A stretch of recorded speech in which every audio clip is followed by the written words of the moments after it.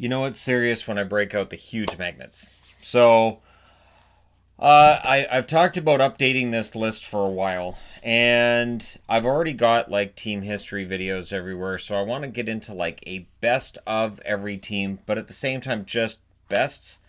That could get really tedious for a while. So there's some other fun stuff I've thrown in here because I plan to go through all 31 teams. Yes, including Vegas, of course, including Vegas. There's still a best of with each, and just sort of have a debate. So we got 31 fan bases who can talk about their favorites and least favorites of every team. And so, what better way to start than Anaheim because they're first alphabetically? And so I chose this, and I'm probably going to wear Adidas jerseys for the whole list, and probably my favorite one or close to my favorite one for each team. This isn't my favorite Ducks jersey, but that's a video series for another time. Now, when you're talking about the Anaheim Ducks, it's impossible not to talk about how they started out as the Mighty Ducks of Anaheim, which at the time we thought the name was ridiculous. And I say we as in traditional hockey fans. We all said, what?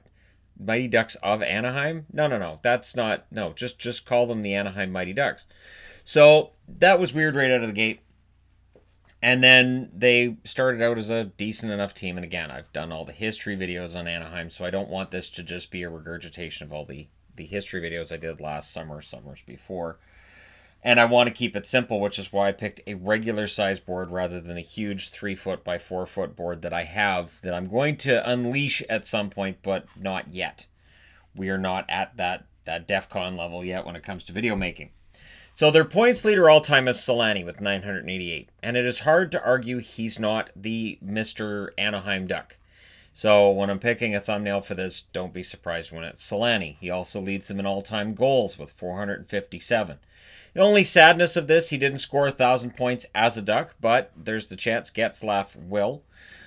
He leads the team in assists all-time with 691, so he should be able to hit 700 before his career is finished. And you can make an argument about whether or not Getzlaf is the greatest Duck. See, when we're talking about the greatest players for any given team, we will all use different measures. Some will use winning. Some will use just pure goals and points. And it's part of the reason why we can never agree and will never agree on who the greatest player is in the NHL. Because what one person deems as making a player great is going to be different than what another does. Penalty minutes, their all-time leader, Corey Perry, with 1,110. He probably earned a lot of those, just going to say. Probably earned quite a few of those. And in power play goals, the leader is Selanne with 182. So again, it is hard to argue Teemu Selanne, not the greatest Duck of all time. Now, not on the lists, and I wanted to talk about them in red. Paul Kariya. Plenty of Ducks fans are going to say Kariya was the greatest Duck of all time. And it is impossible not to talk about how Kariya's career is shortened by injuries and how that affected him in Anaheim and then in his stops after Anaheim. And it is sad that he didn't spend his entire career in Anaheim to me. Now, I know he had a good run in Nashville, but to me, he was a Duck. Andrew Cogliano, you can't talk about the Ducks without talking about their Iron Man, the guy who played many, many seasons as a cast-off from the Oilers, too. When he came over from the Oilers, I think the expectation had been a little more offense from him than he showed in Edmonton, and he got to Anaheim, and it just worked. He just fit. And it was immediate. Scott Niedermayer, of course, when he came over from New Jersey, the expectation was, well, in Anaheim, which at the time was a far more wide-open organization, he would score more points. And he did. And he helped lead them to a Stanley Cup along with Chris Pronger. Pronger has to be mentioned when you're talking about the best of the Ducks and the greatest of the Ducks. I didn't like Pronger as a player. I wasn't a big fan of Pronger. But I have to admit, he was one of the best. He was one of the best in the league. I think what bothered me with Pronger was you would see dirty hits, and you would see these plays, and it was similar to how people feel about Marchand right now, which is you don't need to do any of that. That's not necessary. That's not at all necessary. Knock it off. And I wanted, of course, talk about Andy McDonald, who was my favorite Duck at the time, and he had a shortened career as well. So McDonald was capable of near a point a game at his peak, and he was an excellent player for the Anaheim Ducks and needs to be mentioned. So now we'll go over to goaltending. Jean-Sebastien Giguère still leads them in all-time wins with 206. He is holding that spot until John Gibson passes him. Gibson will be the all-time leader in wins, is my guess. Now, shots against, I wanted to put up here because Guy Hebert, 12,968. So, of course, this is the template I intend to use for every team. We'll see how difficult it is to squeeze everything in when it's an original 6 team, right? So, Guy Bear, 12,968 shots against.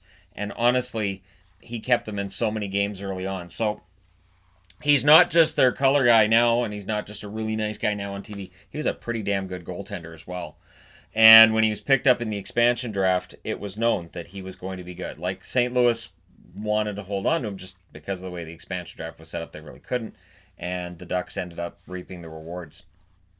He was excellent and really held things together that first few years for the Ducks. Save percentage. John Gibson, 918, worthy of note. Freddie Anderson also has a 918 save percentage. They do list Gibson ahead of him. So my guess is Gibson is percentage points above him, though they both round off to 918. Gibson has been fantastic. Bit of a down year by his standards in 2019-2020. However, overall the numbers have been fantastic for Gibson. Shutouts, Jean-Sebastien Giguère leads with 32. 2 reasons for that. 1, he was a great goaltender, and 2, dead puck era. The number of shutouts, it feels like, has really gone down over the last, I'll say, 5 or 6 years compared to what it was in the previous era. And so we're into a whole new, it's not live puck, but it's not dead puck either. So we're in the medium puck era. Patent pending, I guess, the medium puck. What do we call it? Just modern era? Because you can't, because modern era is after they brought in the red line. So I don't know. Notable goaltenders, Jonas Hiller, who continued this tradition of Anaheim having really good goaltending. The Ducks, for the most part, have always had solid goaltending. There have been some exceptions along the way, yes, but Anaheim has always prided itself on its goaltending, and that has not really changed. Gibson, I wanted to mention here as well, because he is going to be the leader in wins. He is going to be the leader in shutouts. I think he has 19 in his career currently, so he's 13 behind Giguère. He'll get there. It is his net. All of the records, I figure, will be his. Shots against, he has a ways to go to get to Guy Bear, but if he plays long enough, yeah, he gets there. Ilya Bryzgalov, of course, they lost on as he went to Arizona and made a name for himself, but it was because they didn't need Bryzgalov. So, sorry, Bryzgalov. It was Bryzgalov for years, and now it's Bryzgalov, and I don't care. Sorry, it's not a big deal to me. If Bryzgalov wants to, email me, he can. There's email addresses available. Honestly, their goaltending's always been excellent. Freddie Anderson before going to Toronto, very good goaltender in Anaheim, and I remember when he went to Toronto, I was a big fan of that trade, and there were accusations at the time of, well, Anderson put up good numbers because he was in Anaheim. My answer to that was no. Anderson puts up good numbers because he's a good goaltender. So I think that's been borne out so far in his time in Toronto. He's been excellent for the Toronto Maple Leafs. I don't think he ends up being the greatest of Toronto goaltenders. I'm sure that for Leaf fans who will, anxiously await their entry on this list, you guys know who your greatest goaltender is, isn't it? It's not Anderson. Not of all time. Okay. Right now, he is their greatest goaltender. Right now, he is Toronto's greatest goaltender. So, best team, I went with, obviously, the Cup winners in 2006-2007. 110 points. So, pretty good season for them. Not too bad. 110 points. And once the playoffs rolled around, and they got out of round 1, it was pretty obvious in 2007 that it was going to be theirs. Now, we do have discussions about Ottawa and how they felt going to the playoffs, but there wasn't really much chance for Ottawa in that Stanley Cup Finals. So, I went with them as the best team. Now, best coach, I went with Randy Carlyle. Now, Ron Wilson was their coach coming out of expansion. Excellent coach. Really, really good coach. But I think Carlyle, just for the fact he was there as long as he was, they had great success the first time around. I know it didn't work out as well the second time around, but the first time around it was really good. Sometimes you go for the play and the hits, and sometimes it doesn't work so well. That's how it felt like it was with them under Carlyle the second time. Aikens hasn't been there long enough. They haven't done well enough for me to say he's the best coach they've had. So, yeah, it's Randy Carlyle. Most wins against a specific team, Arizona. 77, 38, 5, and 17. So, explaining, that's wins, losses, ties, and overtime losses or shootout losses. Their points percentage, The team they have the best points percentage is also Arizona at 626. So they like playing Arizona historically. Not talking about right now, I'm just saying historically, they like to see Arizona coming in. And I'm going to apologize now to Arizona fans for the amount of teams that may very well have a very good record against Arizona, because Arizona's had some down years, right? So it's possible we see Arizona in future videos. Yeah. Goals for, they have the best goals, or the most goals scored are against the LA Kings. They've scored 413 goals against the LA Kings. Again, crosstown rivalry. Goals for per game, though, they score the most goals per game over their history against the Washington Capitals at 3.05. Their best goals against per game is against the Ottawa Senators, 2.30. So that shows you who historically they've liked playing. And I have thrown out, I know in a couple of the previews last year, I tried doing historical data for preview games, and people are like, who cares about the history? And it's like, all right, fine. So I didn't bother, but I like the history part.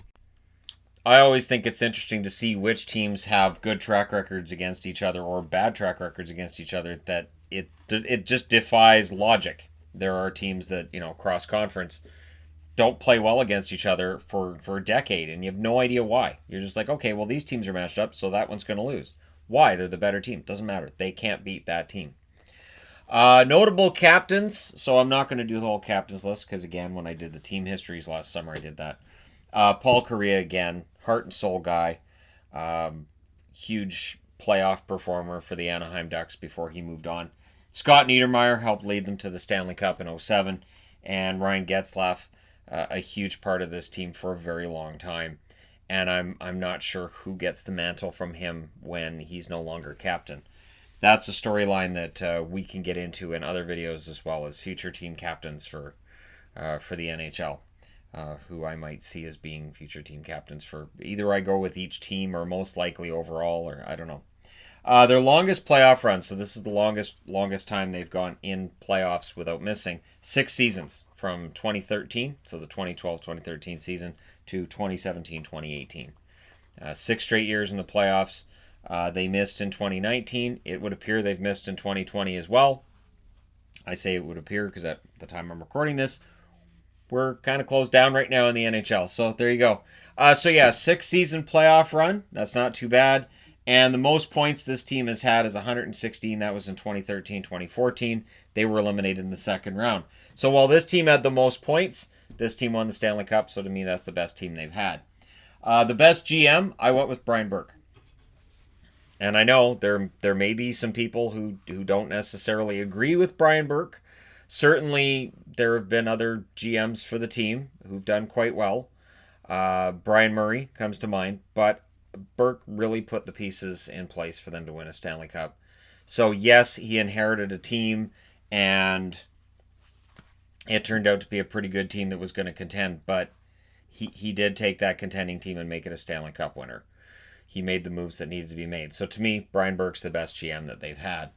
Now, I also wanted to throw into these videos because this is an interesting topic that I've started to see online, and I always find it kind of fun because I have a lot of hockey cards, and you'll open up like an older pack of hockey cards, and you go, oh, I forgot he played there.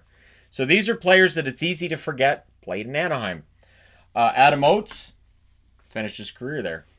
Todd Bertuzzi played there for a year. Now, Bertuzzi was brought in by Burke from Vancouver with the idea of from Florida, with the idea of getting him back to where he was in his heyday, and it didn't work out, but, he tried. Yari Curry, he played there for a season. Easy to forget Yari Curry moved around a lot at the end because as history moves on, we just think of him as Oiler, right? You don't think about his time with the Kings or the Rangers or the Ducks. Flyers, I believe, were in there as well. Brian Bellows, he did play as a Duck. Brendan Morrison played as a Duck as well after the Canucks said, sorry, Brendan, we're moving on, which made me mad at the time, I tell you. David Perron was there, I believe, just as a rental. So he only played, I think it was 26 games as a member of the Ducks. I would have put all the numbers on the board, but I didn't want to overwhelm these boards just with all the sheer numbers and everything. The history videos, I think sometimes that's happened, which is fine for the team history videos and whatnot, but I wanted to keep this nice and simple so the videos don't get too long. Doug Waite played there. And Anton Hudobin in net, he played 9 games for the team. And, Hudobin, as great as everybody thinks he is right now in Dallas, he's had times where he could clear waivers and he could end up in the minors and nobody paid much attention to it. And it was pretty much when he was with the Ducks. But the Anaheim Ducks always have had solid goaltending. Up until the last couple of years, they've been very, very competitive. And that's why I don't think they stay down for very long. I was wrong. I thought they'd have a bounce back year in 2019, 2020. I still think the bounce back's coming, and we'll see who their greatest are, say 10 years from now. You want to come back in 10 years and do this series again? Something like that. All right, there you go. Let me know your thoughts in the comment section below, as always. Don't forget to hit like and subscribe if you're browsing your way through. You just happened upon this video. Thank you guys so much for watching, for all your support, and be safe out there. I will talk to you again soon.